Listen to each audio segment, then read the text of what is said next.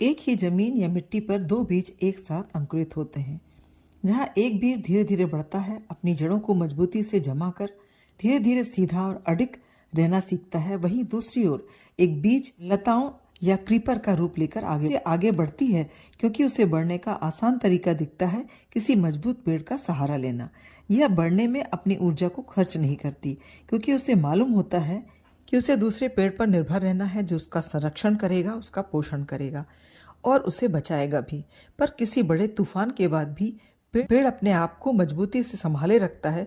वहीं लताएं खुद से मजबूत नहीं होती और अपना अस्तित्व पेड़ के साथ ही कायम रख सकती हैं, अन्यथा गिरकर उनका अस्तित्व खत्म हो जाता है। हमें भी यही सीखना है पेड़ों से कि हमें अपने जीवन का वास्तुकार स्वयं बनना है, अपने जीवन की योजनाएं स्वयं बनानी है, अपनी समस्याओं का समाधान खुद खोजना है। उन लताओं की तरह नहीं जीना जो दूसरों पर अपनी समस्याओं की जिम्मेदारी डाल देती हैं। इन दो बीजों का अस्तित्व हमें बहुत कुछ सिखाता है कि हमें अपने जीवन का वास्तुकार किस तरह बनना है। तो आइए सीखते हैं विशाल वृक्षों से, जो हमें सिखाते हैं कि हमें किस तरह से अपने जीवन का आर्किटेक्ट बनना है। Stand with values. हमें जीवन में दृढ़ता पेड़ों से सीखनी है, यानी हमारे नैतिक मूल्य और दृढ़ता हमारी भीतर की शक्ति को मजबूत करती हैं, चुनौतियों के दौरान हमें टूटने से बचाती हैं। सेल्फ रिलायंस यानी कि स्वावलंबन। एक पेड़ अपनी शक्ति से ही विकसित होता है। उसे मालूम होता है कि वह किसी को सहारा दे सकता है, ले नहीं सकता। यही सोच अपनाएं, अपनी क्षमता को विकसित करें, अपनी समस्याओं के समाधान के लिए, खुशियों के लिए दूसरों पर नहीं, आत्मनिर्भर रहिए। Purpose and contribution. हमें समाज को क्या देना है, यह सोचना श्रेयस्कर है, बजाय यह सोचने के कि दूसरों से मुझे क्या मिलेगा।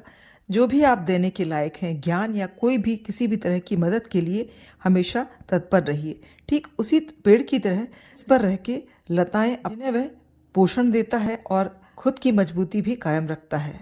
रेजिलियंस और योर फ्लेक्सिबिलिटी यानी कि आपका लचीलापन।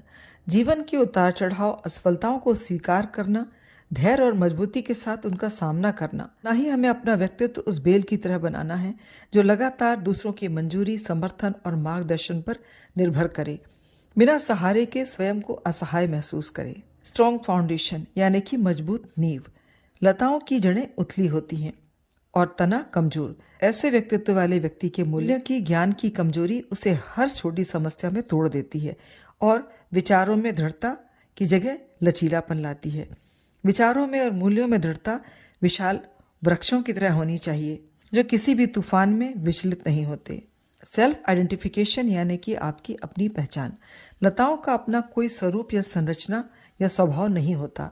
यह ऐसे व्यक्ति को दर्शाती है जो दूसरों के साथ खुश रहने की चाह में अपनी पहचान, अपना विचार और अपने व्यक्तित्व को भुला देता है और भीड़ का हिस्सा बनने के लिए स्वयं की पहचान को खो देता है। आपकी पहचान आपकी वैचारिक दृढ़ता, आत्मविश्वास के साथ होती है। अतः सदैव प्रयत्न करें, अपने जीवन के योजनाकार स्वयं बने, खुद पर भरोसा करें। आपके मूल्यों की जड़ें इतनी गहरी हों कि कोई भी बाहर की हलचल उसे हिला ना सके।